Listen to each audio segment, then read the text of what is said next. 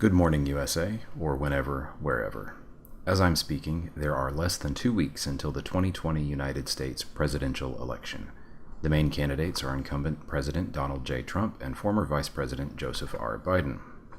Now, if you're an American, you have no doubt been listening to all sorts tell you that Joe Biden is a radical leftist Marxist, which is just ridiculous.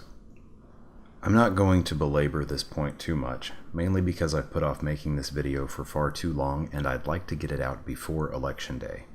But Biden and Harris are not leftists, not Marxists, not socialists, not whatever other boogeyman words the likes of Fox News and Alex Jones and the president might be using to describe them. If you're afraid that a Biden presidency would mean Medicare for all, or an end to fracking, or the ushering in of a Green New Deal, or defunding the police, it won't.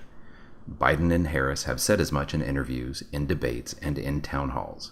They don't represent any kind of threat to the corporate status quo in America, and if economic concerns are what is keeping you from voting for them, rest assured they are both full steam ahead for capitalism. Which, I get it, is a big letdown for the actual far left. No Medicare for all, no Green New Deal, no real reason to believe that anything meaningful will be done to address climate change or wealth inequality, or the systemic racism that is inherent in so much of our American lives.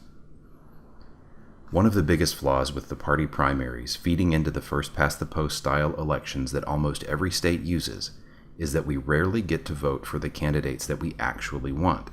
There are no real ways for the so-called third parties to gain traction, and there is no way at all to achieve major changes within electoral politics. There is an understandable temptation to just not bother. There are a lot of interesting arguments from the left about not participating in electoralism or withholding votes, and normally I'd be encouraging people to follow their conscience. But, to be honest, this year feels a little different.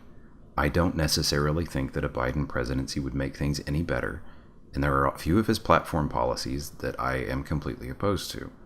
But I do think that 4 more years of Donald Trump will make things worse, especially for marginalized groups in our communities. Trump is a rotten person who, luckily for us, is largely incompetent, but he has surrounded himself with even more rotten people, some of whom are competent and highly motivated to advance their own agendas driven by bigotry or profit motive or both. So, I'm not going to try to vote shame anyone. I'm not going to tell you to spend the next 10 days knocking on doors or phone banking for Joe Biden. Early voting has already started, and polls show Biden doing quite well all over the country. What I will say is if voting isn't difficult for you, if you are able to get out and cast a ballot, at least consider going out and voting for someone other than Donald Trump for president. And don't neglect the down-ballot races. That's where the real change happens anyway. Well, this didn't come together quite how I wanted it to. I started working on this several weeks ago and then had to put it aside, and when I was able to come back to it, there wasn't a whole lot of time left to make something good. At any rate, I've put a few links down below to much better videos on the same subject. Have a good day, folks, and go vote against Donald Trump if it's not too much trouble for you.